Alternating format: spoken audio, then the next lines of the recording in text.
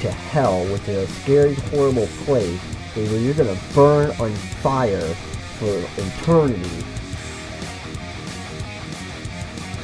To all you people out there that think science is evil, well, you better think again, because someday you're going to need that.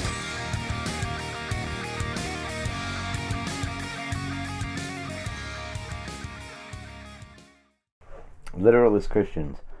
And this guy who's a literalist tells me, if you haven't learned morals, then what's to stop you from killing someone or doing bad things? Mm-hmm. And I said, well, you Christians, you learn morals from stories, and these stories have a moral to the story. And if that's what it takes to get you to learn right from wrong, there must be something wrong with you, because most of us are born with ethics, which means when you do something wrong, it feels bad, it feels wrong, and you know this. So honestly, you don't need to learn a moral of the story, so you don't have to have morals, you just have to have good ethics. Mm-hmm. Good ethics are learned by doing something wrong, and then you feel bad about it. You feel that it's not right. Mm-hmm. You just kind of know this. I think everybody is sort of born with this, and if you're not, that usually means that there is something chemically or psychologically wrong with you. If you don't feel or believe that this is wrong, somehow your brain is not quite working right. The synapses are not firing or working right.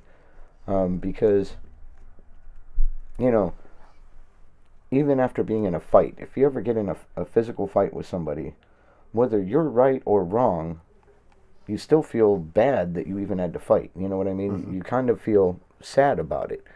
Like, man, I wish I hadn't had to do that, or I wish, it made me feel bad, so I wish it wasn't this way. That is a natural thing within you. So, he keeps telling me, well, you have to have morals. You have to learn good Christian morals. Otherwise, you're going to be doing everything wrong and sinning and blah, blah, blah, and this and that. No, not necessarily. I know plenty of people that have not been raised religious at all, that are non-believers or atheists or any kind of other people, and yet they do the right thing. Mm-hmm. They do what they know feels right. They do things that they feel good about, and that's like a good high, natural high. When you do something good for somebody, you feel good about it. Oh, yeah.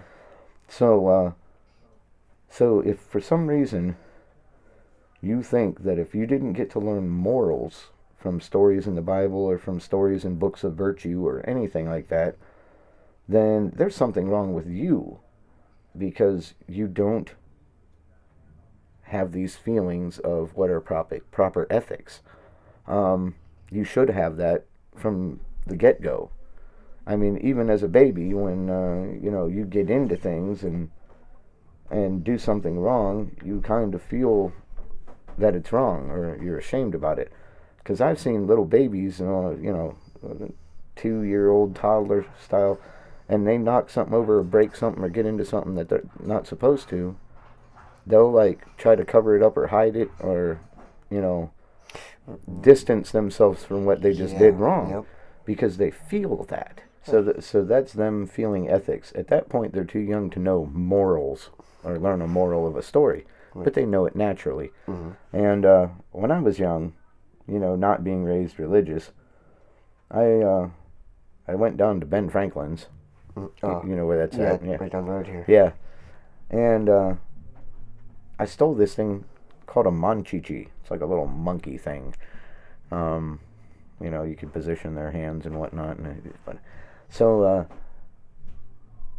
I went home, and I felt so bad about it that I told on myself. And so my dad took me down to Ben Franklin's Five and Dime there, and I went up to the woman and I said, "I'm sorry I took this."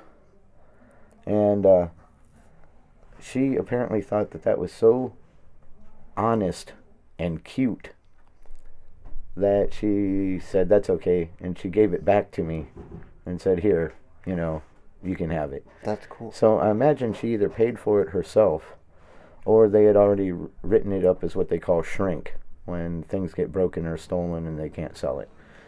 So, I felt guilty enough without learning anything or even knowing about the Bible Right. to feel bad enough to tell my dad that, no, I'm sorry, I took this.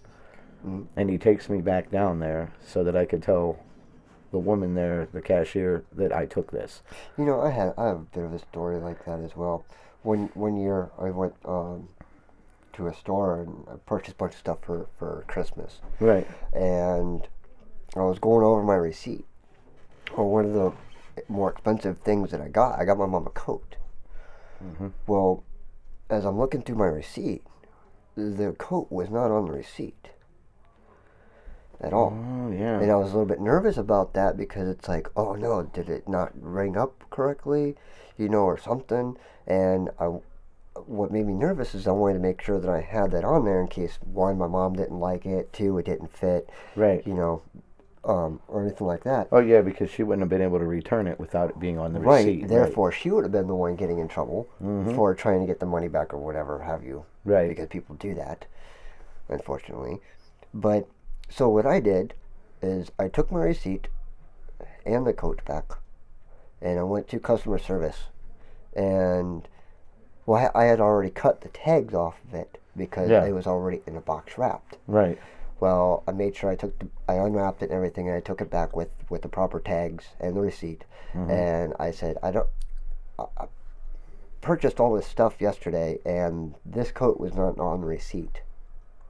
So I paid the money, and have them charge me for Yeah. the coat Right. so that I properly have the right receipt for it. Yeah. And they thought that was very honest to me. And I'm like, hey, man, what if, I buy this for my mom and she doesn't like it, or if it doesn't fit, she couldn't have brought it back. Yeah.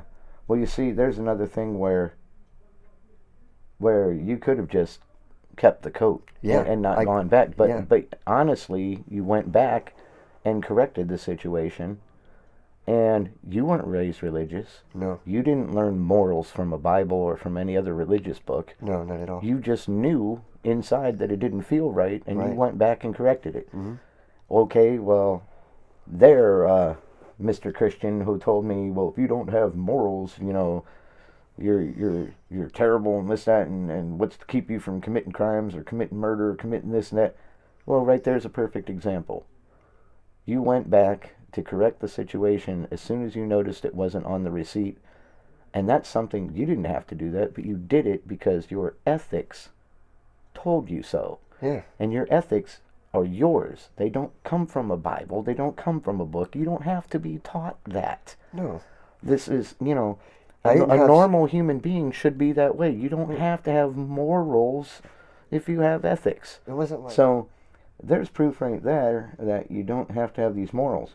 Yet this guy that told me that, I said to him, so you're saying the only thing that keeps you from robbing, raping, or killing people is the morals you learned? And he goes, yeah.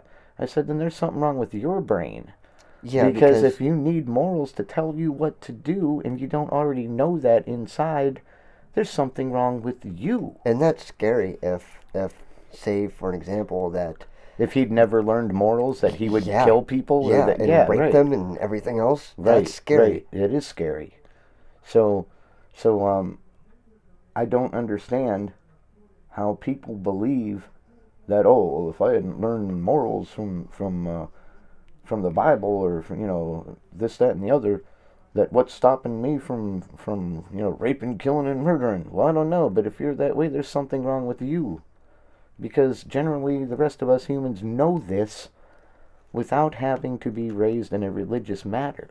Mm-hmm. This is it just doesn't make sense. I mean, there's all kind of different people all over the world. And, like greed, envy, and anger are some of the 7 deadly sins kind of thing. Well, a lot of these super extremist Christians, they spew out hatred toward people and anger and this, that, and the other thing. Like the Westboro Baptist Church. Sure, like them. They, they yell all these really hurtful things at people. Well, right there, they're committing sins according to their book. That anger and that hatred they spew, that's, your book tells you not to do these things. But you are doing it, but you're doing these mean things in the name of your God. Right. Or your Savior. So you take what they tell you not to do, and you do it, but you do it under the guise of, this is for God, I'm doing this for God. Well, you know what? It doesn't matter. If you do mean things, I don't care if you're doing it for God or if you're doing it for the devil or you're doing it from any other thing, the fairy tale thing you believe in. It's bad. Mm-hmm. And it tells you, don't do this. Oh, but it's okay if I do it in the name of God or in the name of Jesus. No. Oh, that would be like me going out and shooting somebody and then saying, oh, well, I did it in the name of God. And then the court's going to be like, oh, well, then that's okay. Right, You're not going to go to prison. We'll maybe give you some probation. Yeah, right? So, morals versus ethics. Ethics wins out because that's something you know and feel from the beginning. You don't have to be taught, and it's not that you're taught that keeps you from doing it, because obviously some of these people still spew out hatred when they know they're not supposed to do that. So really, your morals taught you nothing. Right. You're just using the mask of, oh, I'm doing this in the name of God or in the name of Jesus. Well, That's you're an still excuse. it's an excuse. You're still doing those things that us people with ethics just won't do because it's wrong. Right. And we aren't going to do it in the name of anybody. Right. And in that case, then you can't even say sorry. You don't have the right to even say sorry because if you do something in the name of God, Yeah, you're not sorry for it. you're not sorry for it. Right. That's a good point. I love that point. You have, sorry is not in your vocabulary. Yeah. It just it irks me. So this guy telling me that you have to have morals, otherwise what's to keep you from lying, cheating, stealing, killing? Well, you know what? These things that you're doing are against what your book says to do, but you're still doing them because you slap the name of God on it. Yeah, to me, it's all weird how back in the day, everybody had to keep the illusion that they were a good old Christian. And if they didn't, they were judged or whatever by their neighbors, by their friends. Yeah, just kind of like in the 50s, kind of keeping up with the Joneses. Mm-hmm.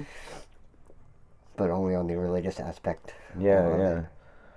I know. And then the whole who's dressed the best at church. Like, everybody comes in their super, most expensive, dressiest clothing. Why? When in their book, these apostles that followed Yeshua, they were kind of dressed like poor scumbags. You know what I mean? Yeah. And, tattered clothing and that, and no one seemed to care back then. Oh. And if they were the original Christians, then they were the truest ones. If they were actually following this guy named Yeshua, who had all these great things to say, then that's about as Christian as you should be right there. You shouldn't go in there wearing a $500 suit and, your wife's all done up with some kind of crazy hat because, back in the 50s and whatnot, for some reason women all wore hats in church. The whole God wants you to wear a hat thing. Yeah. Yeah. And you don't want to piss off God, remember that. Yeah. Yeah. It's kind of changed since then a little bit, but the demeanor of them hasn't changed. They're still really judgmental. They're still really just one lane, one track, one-sided. And if you're not like them, then... If you even question anything, they get really mad. Oh, yeah. And, you're not supposed to have piercings, you're not supposed to have tattoos, you're not supposed to be vain, you're not supposed to to wear certain things or do certain things, or makeup. Oh, there's just the right amount of makeup, and then anything over that is a sin. It's too much. Vanity. That's all ridiculous. So yeah, all you Christians can't have tattoos then, but I'm not one, so I can have as many as I want. Yeah, not tomorrow. Get another tattoo. Yeah, right. Yeah, that's I don't understand why they try to push their laws in their book or their tenets of their religion onto us if we are not that. That shouldn't apply to people that aren't Christian. Keep that in your own beliefs, in your own religion, in your own group. Right. You guys follow that, or that's your choice. And everybody can choose what they want. And I choose what I want, and it's not that. Yeah. So, you're not, well, according to their book, you're not supposed to do that anyways. take my word to those who will have it. If they won't have it, just leave them alone, really. Right. Don't shove it down their throats. Right. So the idea of pushing their beliefs on people, or saying you can't do this, you can't do that. Well, who said I can't do that? Because I don't follow what you believe. So obviously there's nobody ruling my life but me. Right. And I like it that way, thank you. Yeah. And not only that, but they try to also use the tenets and rules of their religion to influence our laws and our government, which is where the separation of church and state comes in. You cannot have a bunch of people trying to push their religion into our laws. That has to be separate. Yeah. You cannot pass a law that is based on a religious tenet or rule or anything like that. Well, then the religious people are like, oh, well, what about, thou shalt not kill? That's why our laws say we can't kill people. No, that's not why. We say you can't kill people because that's bad, and that's another person's life, and you have no control over their life. You don't decide when they live or die. Right. You can't do that. That is against our law, and it has nothing to do with the commandment that says thou shalt not kill. Right. It has to do with just simple ethics. Like, no, you can't do this. Yeah. That's a law. But when you start pushing other things that are very religious into our laws, that's where you've stepped over the line. And that's where I would say, no, I will not follow this law. Now, obviously, I won't kill anyone. I won't do anything to hurt anyone else. As I always say, your right to swing your arms ends where someone else's nose begins. Mm-hmm. You can do what you want as long as it doesn't affect others. So, but if there was a law put in place because of a religious belief, yeah, that's when a bunch of people should start protesting. That's when a bunch of people should start saying, no, we cannot have this because that is taken from a religion. It is based on a religious belief.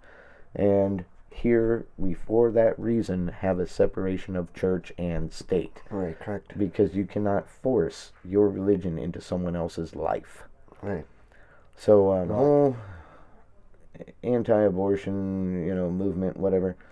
Now, I understand that it might not be right to abort a fetus that is developed enough that it is already a small human being in there. Right. But I believe in a woman's right to choose, and I believe that in cases of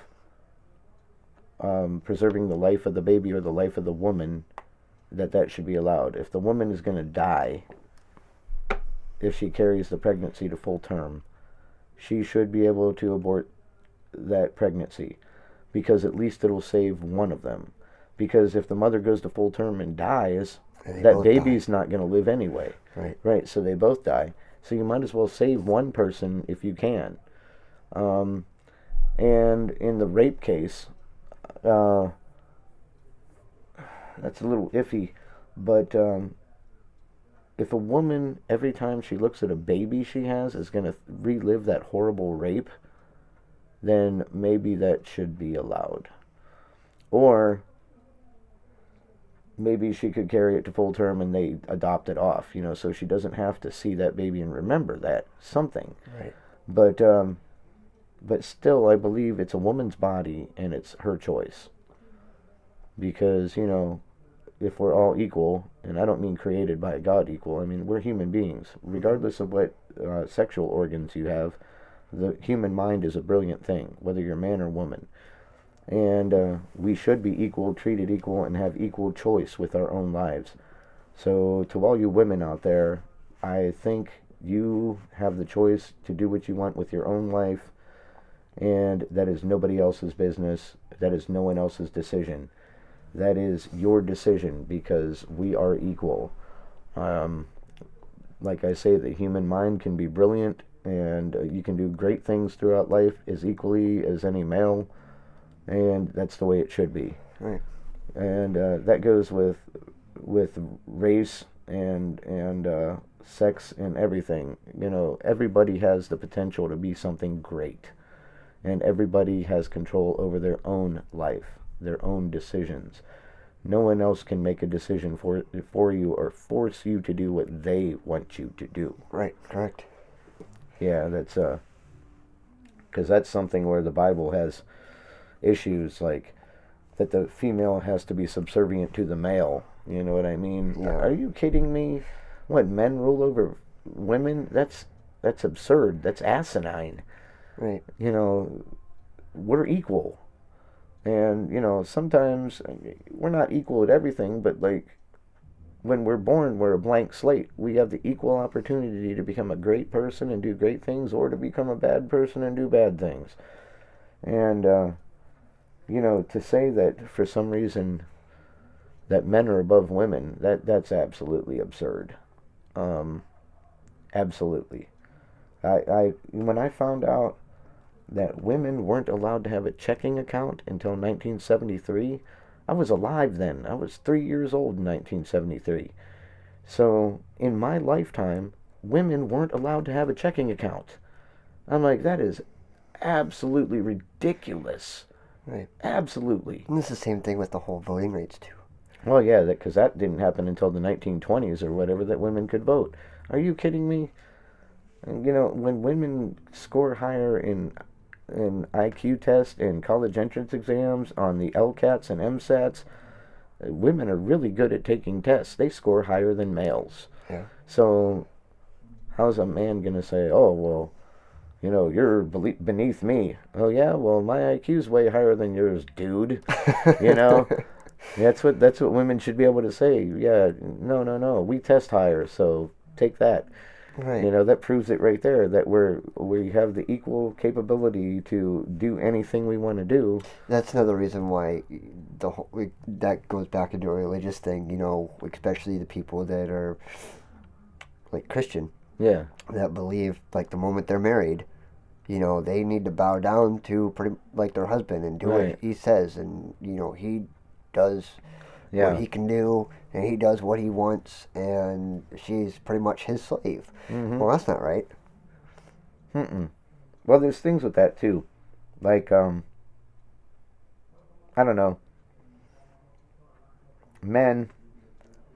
When a man and a woman gets married, one of two things is going to happen. Either that male is going to treat his wife like an equal, and respect what she has to say or what she thinks and whatnot, and they will be best friends as well as husband and wife, and live together and work through everything together, and every hurdle they come across, they'll do it together, and it's equal. Or you'll get the men that are oh, I'm the man of the house, blah blah blah, and you'll do what I say, and right. Are you kidding me? Sorry, woman, but you may have married the wrong guy. If he can't respect you as much as he respects himself, then boot him out. Yeah. It kind of reminds me of like the whole back in the day story where a guy comes home and kicks a cat and punches his wife because dinner's not hot on the table yet, and right, yeah. drinks a beer and goes to bed. Yeah. and she does nothing but make sure the house is clean, and well, at that time probably couldn't even pay the bills because they didn't have a checking account, Right. like you were saying. But do all the other chores, do all the running around, make sure there's food in the house, make all that stuff, and make sure food is on the table hot as soon as the guy comes home. Right. Well, you don't need to do that. Like, okay, for example, for me, if I was married, right, and I get home from work, I don't really want my food hot right there as soon as I walk in the door. Maybe you didn't feel like cooking right then. Well, okay, well, let's go to the refrigerator and see what we can make together. Right. And you do things like that together, and it's a bonding. Oh yeah, or if she's tired, worked all day, or did something around the house all day, and whatever. Because mostly now men and women both have jobs, and Yeah, it's not women should be at home barefoot and pregnant right, in the kitchen. exactly. So even at that, if she didn't feel like cooking, I'd just be like, hey, hon, why don't we just go out to eat? Or Go order somewhere in, near- or, yeah, or order in, yeah. Have a nice dinner with where neither of us have to cook or whatever. And the whole. But yet, here's what bugs me. Within some of the sects of Christian religion, the women are so, I don't know if you want to call it brainwashed or programmed or whatever, that they're supposed to be subservient to their husband, that no matter what it is, they're just like, yes, dear, like they wind up being subservient. almost like like an abused dog. Yeah, or a Stepford wife, Yeah. There are ones that willingly put themselves beneath their husband. This is not good. No, This is not good at all. that shouldn't be how you treat another human being, anyways. Well, true. And not only that, if she makes herself so dependent on and so subservient to her husband, when he dies, what does she do? She really doesn't know what to do, because he was the ruler of the house for so long, and now that he's gone, she's like, oh, what do I do? Right. Well, excuse me, you're every bit as good as him, maybe even better.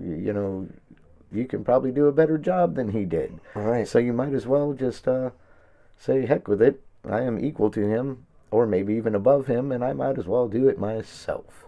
Yeah. Exactly. Screw being subservient to somebody. You're not meant to be a slave, or you're not meant to be lowered or put down. No. You're meant to be equal or better. And I'll tell you what, I've known some people that were that way, that were exactly like that. And that girl that I met at, Yeah. she was one that said, oh, no, you have to be subservient to your husband because the Bible says so. And I'm like, are you kidding me? And that's when I told her how women score higher in the test scores and are every bit as intelligent, if not more, and this, that, and the other. And I'm like, so how can you put yourself below him? Besides, she was a great musician and had a great voice. Mm-hmm. And, I was asking her about, keep going and writing songs and get famous. And she says, no, I can't do that. And I'm like, why? She goes, because if I become famous, I become rich, and that means I make more money than him, which makes him look like a lesser person, and I can't do that because the Bible says I'm supposed to be beneath him. I'm supposed to be subservient to my husband and obey my husband. And I'm like, are you kidding me? If you have a talent that can set you steps apart And have a career in something that you love to do. right, then by all means you should do that. Mm-hmm. And she really believes that you have to be subservient to your husband. That's not right, man. I know. It rattles my brain. Yeah, thinking of that. Because when you first meet somebody like that, you're like, oh wow, you're really smart and intelligent, and then she starts saying stuff about that. You're like, oh, But Yeah. you have so much potential. You could do so much with your life, but you choose to just base your morals on a book, and then you dumb yourself down. Right. So it just that kind of irks me a little. You know what I mean? It's not allowing yourself to reach the potential that you could because you're holding back because of what this book says you're supposed to do. That I can't. I really can't agree with any of that. I don't understand how so much in the Bible puts men above women. Yeah. You know, like the man rules, the man came first or whatever, blah, blah, blah. No. Well, just like what we talked about before with Adam and Lilith. Mm-hmm. You know, they were both made from... Equally from the dirt of the earth, Right. yeah. And the only reason that didn't last long is because when God said that the woman is beneath the husband, must obey him, and you know, all that kind of stuff. Lilith didn't want to be that way. You know, she wanted to be her own person. Yeah, she wanted to be her own free-thinking woman, and that got her kicked out of the Garden of Eden into the lands of Nod. Right. Of course, they did have a daughter first, whose name was Eve, and then Adam takes his own daughter when she grows up to be his new wife. Right. It's like we talked about before. Yeah, right. With the whole, she was half of Adam, not half or one side. It never said rib. Rib Right. is something that happened when they translated it into English. So one half of Adam's DNA, or one side of Adam's DNA chain, mixed with Lilith, made Eve. So, but you know, you couldn't explain all that scientific stuff to people back then. They would just look at you like, What? Yeah, like they couldn't understand anything. Yeah, they'd be crucified. They nailed him to a tree. So, the next thing, you know, it takes off from there, and from there ever after in the Bible, all the women were subservient to their husbands. And you know, I feel bad for Lilith, because she was right in saying, look, I'm just as good as you. We were created from the earth equally. Right. I am not part of your DNA. You are not part of mine. Yeah. So their book is just weird. It's all weird. It's like making up stories to control people. And you best listen to these stories and learn these morals. Otherwise, you know, you'll burn in hell or whatever. No. Everybody has their own potential. I don't care who you are or what religion you are. Male, female, I don't care. Black, white, it doesn't matter. Right. It's everybody has this great potential to be whatever they want. And if you give that up to put yourself below someone else, it's kind of your fault, and you have let go of the idea or the fact that you are equal or better than that person. Yeah.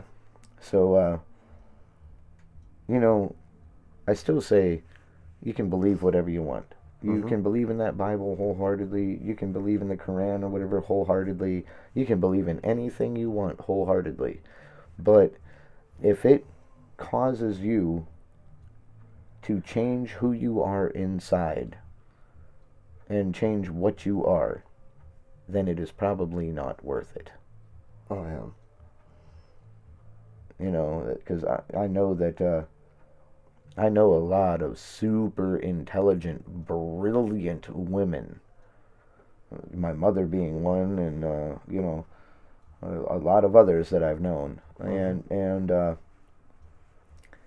well, I will mention, you know, the young girl Alora, 11 years old, who is smarter than most, you know, high school graduates or college students I know.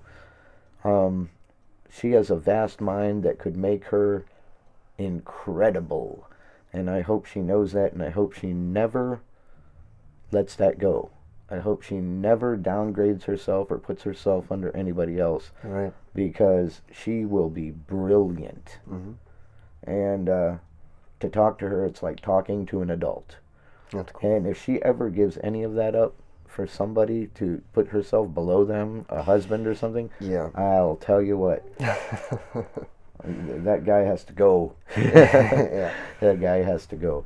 And I do intend on getting her on our show sometime, so Oh, cool. so people can actually see what she is like and what she thinks about things.